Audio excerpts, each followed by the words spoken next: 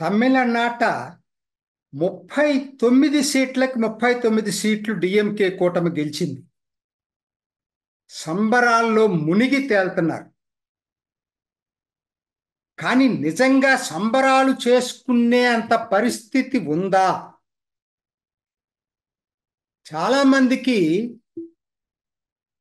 మందికి తెలుసో లేదో నాకు తెలియదు, కానీ సీట్లు 39కి 39 వచ్చినాయి, కానీ ఓట్ల శాతం 6% తగ్గింది. 53 నుంచి 47కి పడిపోయింది. ఇది వాళ్ళకి తెలుసు, అది వాళ్ళకి పైకి సంబరాలు చేసుకునే వాళ్ళకి కూడా తెలుసు. అయినా ఎందుకు గెలిచింది 6% తగ్గినా కూడా అంటే ఇక్కడ ఉంది అసలు మతలం. ఏంటంటే డిఎంకే కూటమి అత్యంత బలమైన సామాజిక రాజకీయ కూటమి. అత్యంత బలమైన ఒక పార్టీ కాదు కదా, ఎన్ని పార్టీలు ఇన్ని సంవత్సరాల నుంచి కలిపి దాన్ని నడుపుకు రాగలగటం అనేది మాత్రం స్టాలిన్కి ఆ క్రెడిట్ ఇవ్వాలి. ఎన్ని ద్రవిడవాద పార్టీలు, ఎండిఎంకే లాంటి, ఈ తర్వాత ఎంఎంకే కమల్ హాసన్ పోటీ చేయకపోయినా మద్దతు ఇచ్చాడు. అట్లానే దళితవాద పార్టీ విసికే, మతవాద పార్టీ ముస్లిం లీగు, అట్లనే కమ్యూనిస్ట్ పార్టీలు సిపిఐ సిపిఎంలు, కొంగునాడు ప్రాంతీయ పార్టీ, ఇదంతా ఒక పెద్ద రెయిన్బో కొయిలేషన్. ఇంత పెద్ద కొయిలేషన్ తోటి మరి ఆయన ప్రభుత్వాన్ని ఏర్పాటు చేయటమే కాకుండా దాన్ని కొనసాగించగలుగుతున్నాడు. అది యాజ్ ఇట్ ఈజ్గా ఉన్నంత కాలం ఇది అత్యంత బలమైనటువంటి combination. Of course Anna DMK BJP నుంచి బయటకు వచ్చి ఎంతో ట్రై చేసింది. ఎందుట్లో ఒకరిద్దరిని లాగాలని చెప్పి కాంగ్రెస్ని లాగాలని ట్రై చేసింది, వీసీకేని లాగాలని ట్రై చేసింది, కానీ సక్సెస్ కాలేదు. దీనికి తోడు రాజకీయ పార్టీలతో పాటు చాలా మందికి ఇది ఐడియా ఉందో లేదో, కానీ మరి క్రిస్టియన్ మత సంస్థలు, చర్చీలు, అవన్నీ కూడా ఈ కూటమికి మద్దతు ఇస్తూ ఉన్నాయి. అంటే మీరు అనొచ్చు అదేం పెద్ద 2% కదా, దీని ప్రకారం చూస్తే జనాభా లెక్కల ప్రకారం 3% ఎంత ఉంటుంది తమిళనాడులో. కానీ వాస్తవానికి అది దాదాపుగా 20% ఉంది, 15 నుంచి 20%. అనధికార గణాంకాలు. అధికారంగా ఎందుకంటే కొన్ని ఇబ్బందులు ఉన్నాయి కాబట్టి రిజర్వేషన్లో అది హిందూ అయితేనే వర్తిస్తుంది కాబట్టి అది ఉంటుంది. కానీ అనధికారికంగా క్రిస్టియన్ మత సంస్థల ప్రభావంలో క్రిస్టియానిటీ కింద 15 నుంచి 20% మంది జనాభా తమిళనాడులో ఉన్నారు. వాళ్ళు మైనారిటీ ముస్లిమ్స్, ఈ రెండు కూడా గుంపగుత్తగా డిఎంకే కూటమికి మద్దతు ఇచ్చినాయి. గుంపగుత్తగా. అదివరకు కొంత అన్నాడీఎంకే కొంత ఉండేది, ఇప్పుడు అసలు ఏ మాత్రం కూడా సపోర్ట్ చేయకుండా మొత్తం కూడా డిఎంకే కూటమికి మద్దతు ఇచ్చినాయి. అసలు కారణం ఇదండి. ఇంత పెద్ద రాజకీయ కాంబినేషను, సామాజిక కాంబినేషన్ అన్నీ అసలు మొత్తం మీద ఎన్ని కలిపేసరికి జనాభాలో నంబర్ వచ్చేసరికి 70-75% ఉంటుంది. సో కాబట్టి అర్థం చేసుకోండి, అందుట్లో కొంత లాగలిగినా కాబట్టి 50% పైగా 50%కి అటు ఇటుగా ఉండేటువంటి బలమైన కూటమి ఇది, రాజకీయాలతో సంబంధం లేకుండా. అంటే అప్పటికప్పుడు జరిగే సంఘటనలతో సంబంధం లేకుండా. సో కాబట్టి ఇది అన్నిటికన్నా ప్రధానమైందండి వాళ్ళ సీట్లు గెలవటానికి. రెండోది అందరూ చెప్పుకునేది డిఎంకే వ్యతిరేక ఓటు చీలిపోయింది. అన్నాడీఎంకే కూటమి బీజేపీ కూటమికి రెండింటి మధ్య చీలిపోయింది. కారణాలు చాలాసార్లు మనం ప్రస్తావించుకున్నాం. నేను ఇప్పుడు కారణాల్లోకి వెళ్తున్నా. సో ఈ రెండు ప్రధాన కారణాలు, ఒకటి అది రాజకీయ సామాజికంగా బలమైన కూటమి డిఎంకేది. రెండోది ప్రతిపక్ష పార్టీల్లో వర్టికల్గా స్ప్లిట్ ఉంది. ఈ రెండు ఉన్నాయి. సో కాబట్టి ఇంత బలమైన కూటమి ఉన్నంత కాలం కూడా సీట్లు గెలవటం కష్టం. అయితే ప్రతిపక్షాలు కలిస్తే కొన్ని వచ్చాయి, మిక్స్డ్గా ఉన్నాయి.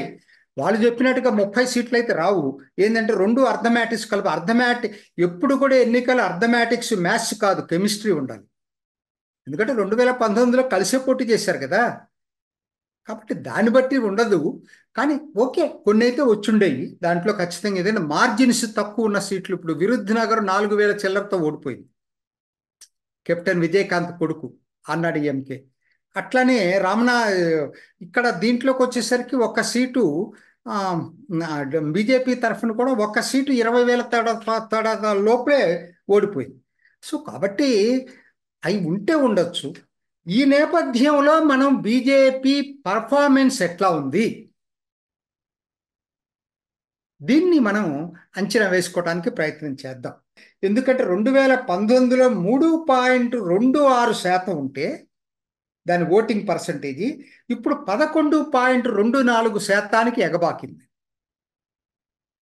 అదే పోటీ చూడండి, 2014లో కేవలం 7 స్థానాలే పోటీ చేసింది. అందరూ ఏమనుకుంటున్నారు, సపరేట్గా పోటీ చేసింది అన్నాడీఎంతో సంబంధం లేకుండా ఎన్డీఏ కూటమి కింద. కానీ మేజర్ పార్ట్నర్ అది కాదు. Major partner DMDK. ఆ రోజుకి కెప్టెన్ విజయకాంత్ చాలా మంచి దీంట్లో ఉన్నాడు, ప్రోగ్రెస్లో. 7 సీట్లకే బీజేపీ పోటీ చేయగలిగింది. పోటీ చేసే స్థాయి లేదు అప్పటికి బీజేపీకి. 2019లో అన్నాడీఎంకేతో పోటీ కూటమిలో 6 స్థానాలకే పోటీ చేసింది. ఈసారి 23 స్థానాలకి పోటీ చేసింది. కూటమికి నాయకత్వం వహిస్తుంది బీజేపీ. అది తేడా. అందరూ 2019తో పోలుస్తున్నారు, 14తో పోలుస్తున్నారు. 14కి దీనికి సంబంధమే లేదు. ఫస్ట్ ఆఫ్ ఆల్ అది మనం అర్థం చేసుకోవాలి. రెండోది, దీంట్లో కాంగ్రెస్కి 9 పార్లమెంట్ సీట్ వచ్చినాయి. 9, 1, 2 కాదు. కానీ ఓటింగ్ శాతం బీజేపీ కన్నా తక్కువ వచ్చింది. బీజేపీకి 11.24 అయితే కాంగ్రెస్కి వచ్చేసరికి 10.67%. అది తేడా. తర్వాత ఎన్డీఏ కూటమి మొత్తం చూసుకుంటే 2019లోకి ఇప్పటికి పోటీ తేడా చూస్తే, ఎందుకంటే నేను దాన్ని డివైడ్ చేశాను. ఎన్డీఏ 2019లో అన్నాడీఎంకే డిఎండిఏకేని వేరే కూటమిలో వేసి మిగతా అప్పుడున్న ఎన్డీఏ కూటమిలో వాళ్ళ లెక్క చూస్తే 9.49% 2019లో వీళ్ళకి వచ్చింది. ఇవాళ ఎన్డీఏ కూటమికి 17.5% వచ్చింది. తక్కువేం కాదు కదా. 17.5% అనేది 20% దాకా వచ్చుంటే బాగుండేది. కానీ 17.5% వచ్చింది. సో ఇది మనం దీనికి. మూడోది ఇంకొకటి, బీజేపీకి ఈ ఎన్నికల్లో అర్థమైంది ఏంటంటే, ఈ ఎన్నికల ఫలితాలు చెప్పినవి ఏంటంటే, అన్ని ఇంపార్టెంట్ నగరాలు కూడా బీజేపీ రెండో పార్టీగా ఎమర్జ్ అయింది. మొదటి పార్టీని వదిలిపెట్టండి, ఎందుకు ఇందాక చెప్పింది, ఆ కోయిలేషన్ ఉన్నంత కాలం మొదటి పార్టీగా రావటం తేలిక కాదు. రెండో పార్టీగా ఎక్కడెక్కడ ఎమర్జ్ అయింది? చెన్నై 3 నియోజకవర్గాల్లో 2 ఎమర్జ్ అయింది. చెన్నైలో కోయంబత్తూరు అన్నామలై పోటీ చేశాడు, సెకండ్ ప్లేస్లోకి వచ్చింది. మధురై రామశ్రీనివాసన్ పోటీ చేశాడు, సెకండ్ ప్లేస్లోకి వచ్చింది. తిరునెల్వేలి నాగేంద్రన్ పోటీ చేశాడు, సెకండ్ ప్లేస్లోకి వచ్చింది. Vellore NGK new justice party పేరుతోటి షణ్ముఖం పోటీ చేశాడు, బీజేపీ సింబల్ మీదే, అక్కడ సెకండ్ ప్లేస్లోకి వచ్చింది. సో ఇవన్నీ కూడా నగరాలు, సిటీస్ అన్ని చోట్ల కూడా బీజేపీ ఎమర్జ్ అవుతా ఉంది. అన్నాడీఎంకే థర్డ్ ప్లేస్కి వెళ్ళిపోయింది అన్ని చోట్ల కూడా. సో ఇదొక ఫినామినా ఇప్పుడు వచ్చిన దాంట్లో. తర్వాత ఎందుకంటే ఇది ఒక్క రోజులో బీజేపీ ఎమర్జీ కావాలంటే ఎలా జరుగుతుంది?